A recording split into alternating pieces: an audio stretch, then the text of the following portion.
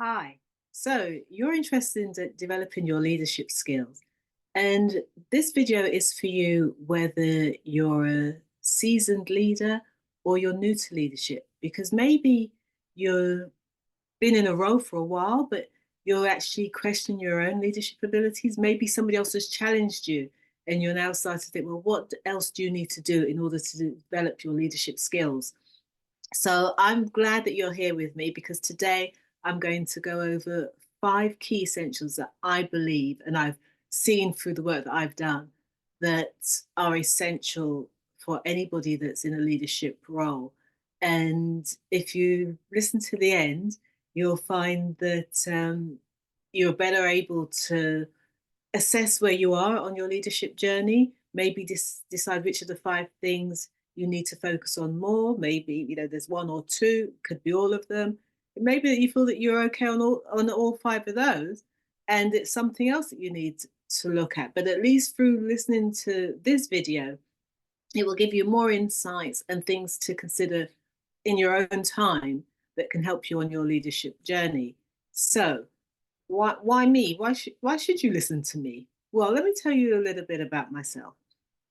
So I've been one of those people that I've been in positions where I've had leadership sort of, one for a better term, forced upon me, in that others saw something in me that I maybe hadn't seen in myself. So I've had quite a few leadership roles, both in my career, in the charitable work that I do.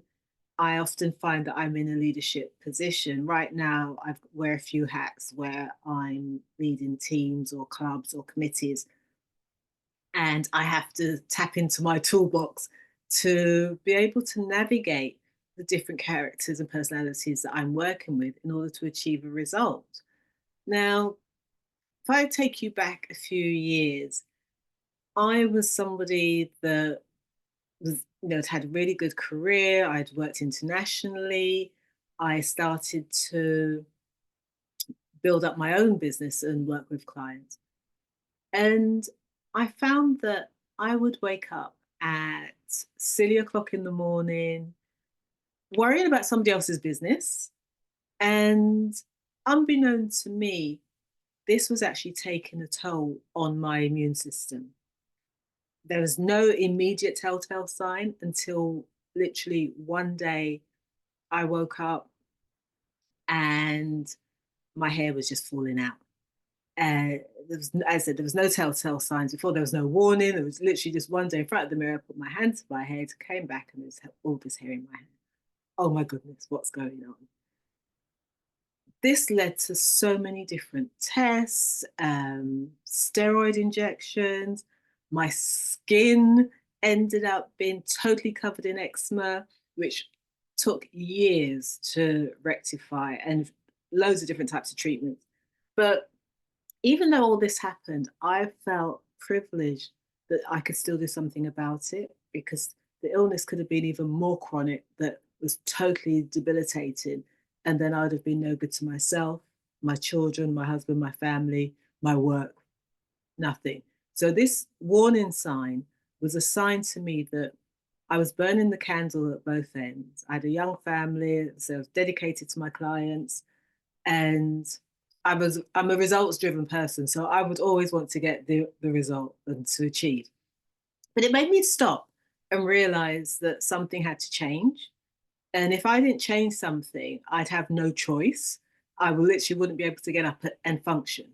And I'm seeing this more and more now, pre 2020, that more people seem to be struggling and have taken on lots more and dealing with overwhelm, dealing with overwork, overtired, but keep going, keep going, keep going. And as I said, burnout can happen to us in an instant, and we may not even realize that we're on the verge of burning out. And it can literally floor you so that you're unable to function at all. And this is why I've chosen to do the work that I do, why I work with leaders to help them to develop themselves in such a way that they can still achieve results, still get their team working cohesively, but not burning out in the process.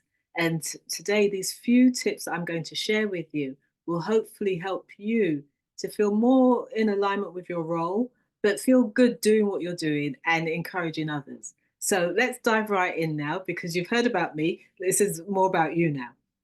So, the first point I want to mention to you is about authenticity because sometimes people they take on a role, they have this title, and suddenly it's the title that defines them rather than who they are as a person. And I always say we're human first. Before we were ever a title, we were a human being. So why should you lose that element of yourself just because you've now adopted this title? And believe it or not, in relationships, people want to feel that they're connecting with you. They want to feel that you're a real person. Maybe you have felt like an imposter because you're in the role and you're thinking you're going to get found out. You're wondering if you're up to it. You're wondering if people are going to find out that you're not as good at something as maybe they are. But that's fine. You don't have to be the expert. But why go into work and have to then pick up your mask, put on a cloak, and put on a persona that's not you? Because eventually that is going to take its toll. That you will burn out from always trying to be someone other than who you are. So why not bring your real self to work? Now, I don't mean bring all your quirks because, okay, we all have our little quirks, but we can still be the person. If you're a caring person, be a caring person at work. It doesn't make you a pushover, but you can still let people know you care because sometimes by letting people know that you care, they actually want to do more because they know that you've got their best interests at heart. So you will be looking out for them. You're not just going to be piling stuff onto them with no regard for their well-being. So be your authentic self. People can relate to you better. And then you might even be more approachable. Or if people know who you are, they can tell the signs or maybe the times when they can interrupt you and times when they shouldn't, because they can read the true you. You're not putting on this facade, pretending that everything's okay. They're speaking to you, and inside you're seething. So this is where I say authenticity is key to helping you to perform at your best. The next thing I'm going to talk to you about as a leader, it's always good to be a listener. So listening is so important for you as a leader. This means that you're not always having to be the one in control. And sometimes, so there are some people that feel that if they're not in control, things are not going to happen, things are not going to work. But can you just feel that tension already of always feeling that you have to be in control? Whereas you can let go, relax and listen. Because when you really listen, I'm talking about not listening to respond, but listening so that you can understand. Listen so that you can communicate more effectively. When you do that, you allow the people around you to express themselves, to share things with you, and maybe you'll hear things that you wouldn't have heard otherwise. You'll find out what's going on because you're actually a listener. When people feel that you're actually listening to them and they're heard, they're more willing to tell you things. Whereas if people feel that, okay, when they talk to you, they never heard you, never listen, they get to that stage where they feel there's no point in actually telling you anything. There's no point in saying anything around you because it's falling on deaf ears. And if it's falling on deaf ears, why should they use their energy to communicate with you? Because it's going nowhere. And maybe sometimes by not listening, then some good ideas, good suggestions that would have come up go by the wayside. And therefore, again, we're talking about causing you more stress, more angst, and giving you more of a reason to lead to burnout rather than being in a position where, okay, there's effective communication, there's a flow of ideas, there's a flow of suggestions. And again, you've listened. It doesn't mean you always have to go with what the other person said, but at least they know they've been heard. So that's number two. Now, number three, I feel is another very, well, all five of these are important, but number three is also a very important one. And this one is about inspiring. Because as a leader, it's your role to inspire others to grow and to develop. And if you want to be the only one that's leading, then it can become a bit boring, it can become a bit challenging. But if you're inspiring others to grow and you start to develop other leaders, that makes you even more powerful. It makes you even more effective and you have more impact. So when I say inspiring, this is where things like innovation come in, because you create a space, you create an environment for the people around you to explore new ideas. And as mentioned before with the listening, to share new ideas, share new topics. And you're showing that this is a space for growth. It's a space where you welcome innovation, because that means that the team's progressing. It means that your area is going to progress. And as I mentioned before, not all ideas and suggestions are right or relevant for a specific time. However, at least there's a flow of creativity, there's activity there, there's newness, there's energy that's brought to the team. And this can be very important if you want to be progressive, if you want a high performing team. You want people to be engaged, you want people to want to be there. And that's always great, because if you're going into a work environment that people want to be there, it's always better than that. You know, they talk about that Monday morning feeling where you wake up and you feel, oh my goodness, it's Monday. I don't really want to be going here, but it pays the bills.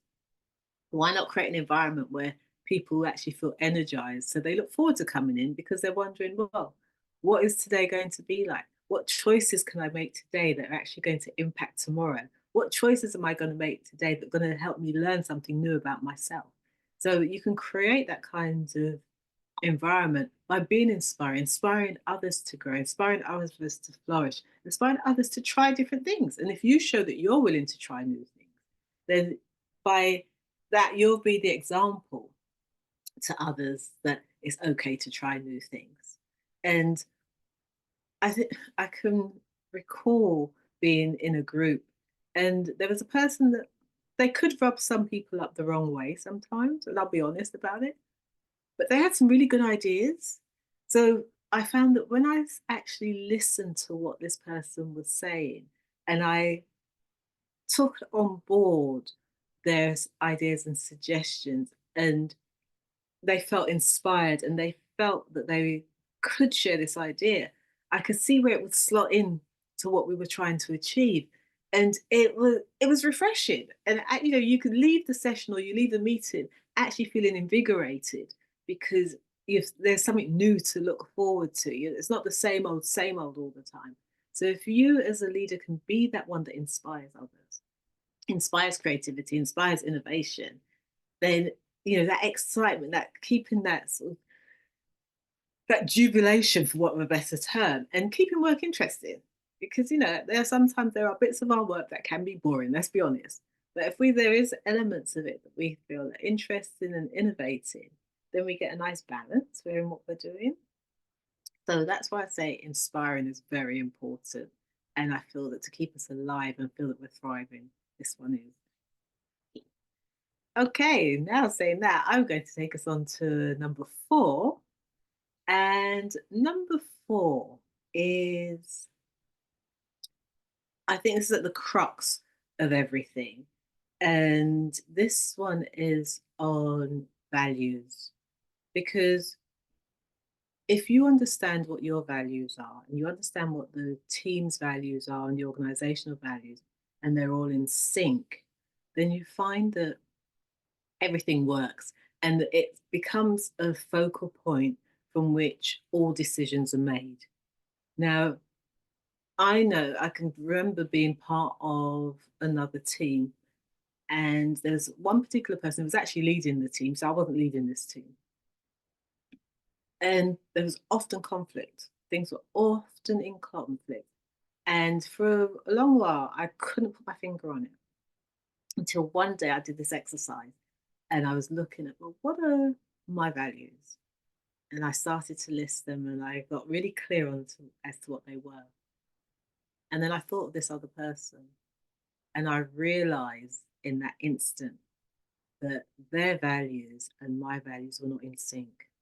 And I could see why they had created a lot of conflict in the environment, because the values of this particular individual were not in alignment with the values of the work that we were doing. And once I understood that, it was fine, because I was able then not to focus on the individual, but to focus on the project in hand, what we were working towards, why we were doing what we were doing. And with that level of clarity, we were able to achieve results. So being very clear on your values, being very clear of the values of the team or the project or the organization, and sharing those values and see matching those values to the different people that are involved. And the more values that are in sync and in alignment, the easier and better the team will work together and function. So this is something that I would actually encourage you to do an exercise. If you're finding, in particular, if you're finding that there's elements of conflict in different areas, see if the values are in alignment. Because if they're not, this is something that can be worked on, and this is something that needs to be addressed before it becomes something that's critical. So I say values are so important. They are the cornerstone for anything, even in a family. Family values are very important. So wherever you go, always look at the values. Are they in alignment or not? And then number 5, which again, I've touched on it before in one of the others, but as a leader, how empowering are you? And I'm not one of those people that says that we can empower other people as such, but I feel that we can have environments that are empowering where people can embrace certain aspects and then feel empowered enough to make decisions and choices and take sufficient actions. So how empowering are you? How empowering is the environment and space that you're creating? So in your team, do you give people autonomy, or do people have to do what you say, when you say, how you say it? And if it's not your way, it's wrong, because you may find that you're going to get challenges with that. In particular, if you've got people that want a certain level of autonomy, you have people who want to expand and grow, and they feel constricted because they feel disempowered. And you can look at this in all kinds of relationships where people feel disempowered, they then become disengaged. So, how empowering are you in your team, in your organization, in your relationships? And again, as a leader, you could be a leader in any walk of life. So, it may not just be a job, it could be in a family situation, it could be in a group situation, it can be anywhere. So, these are 5 things that you can take wherever, because in some way, shape, or form, you are leading somebody somewhere. So, these are the 5 keys that I've mentioned. So there's authenticity, there's listening, there's inspiring, there's values, and there's finally empowering. Those 5 key elements, if you can adopt those and work on those for yourself, this will help you in developing your leadership skills. So I hope that you've enjoyed this. Do comment, let me know what resonates with you and how it works out for you. Share also, because somebody else may actually benefit from this information. And if you look in the description, you'll see that there are some links to some gifts that I've given to you that you can actually utilize that will also help you with these aspects. So until next time, take care and bye for now.